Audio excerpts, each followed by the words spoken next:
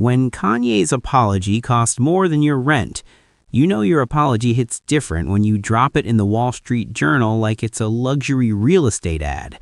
We're talking full-page prime real estate, probably cost more than most people's monthly mortgage. But here's the thing, before we dive into this wild ride, smash that subscribe button and hit the bell icon, because Hip Hop Mirror is about to reflect some truth you won't find anywhere else. Now, let's get into it. So Kanye, yeah, that's what he's calling himself now, formerly the artist we all knew as Kanye West, just did something that would make even the most seasoned PR teams break out in cold sweats. The man who once declared he was a god took out a newspaper ad to say, essentially, "My bad." But this isn't your average, "oops, I forgot your birthday" apology. This is the "I praised Hitler and wore swastikas" kind of sorry. And honestly, that's a category nobody should ever unlock.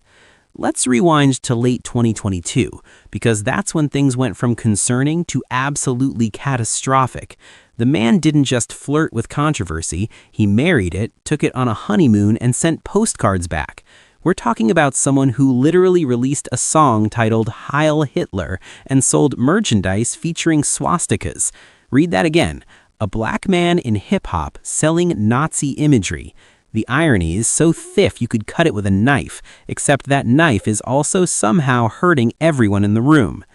Now here's where it gets complicated, and I mean really complicated, like trying to explain cryptocurrency to your grandmother complicated. Kanye points to a 2002 car accident, the one we all thought just gave us through the wire, but apparently it also gave him a frontal lobe injury that contributed to a bipolar type 1 diagnosis.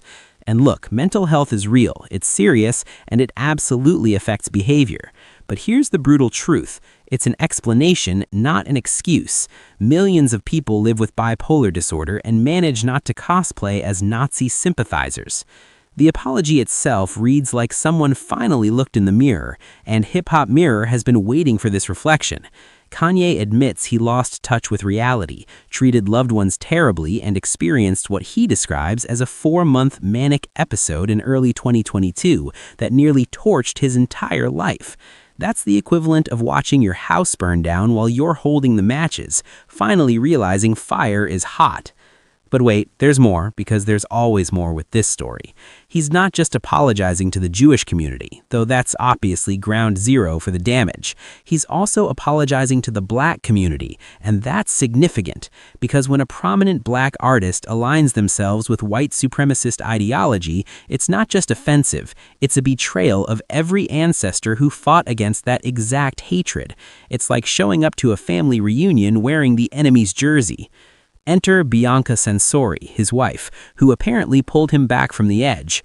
Kanye credits medication, therapy, exercise, and a healthy lifestyle for bringing him back to clarity. It's the standard recovery playbook, and honestly, it's what he should have been doing all along instead of treating Twitter like his personal manifesto repository. Here's the thing that makes this entire situation so painfully complex. Kanye West, the artist, gave us some of the most influential hip-hop albums in history. College Dropout changed the game. My Beautiful Dark Twisted Fantasy is a masterpiece. But Kanye, the person behind those recent actions, caused real harm to real communities, already dealing with rising anti-Semitism and hate crimes. You cannot separate the art from the artist when the artist is actively promoting hatred. His closing line in that expensive apology asks for forgiveness and patience as he finds his way home. Noble sentiment, truly. But forgiveness isn't a light switch, it's a journey. And the Jewish community, the black community, and everyone he hurt don't owe him anything just because he finally found a therapist and a Wall Street Journal sales representative. The real question is what comes next. Words in newspapers fade. Actions speak forever. If Kanye wants redemption, it's going to take more than one advertisement and some well-crafted sentences. It's going to take consistent, meaningful action and genuine education, and probably a very long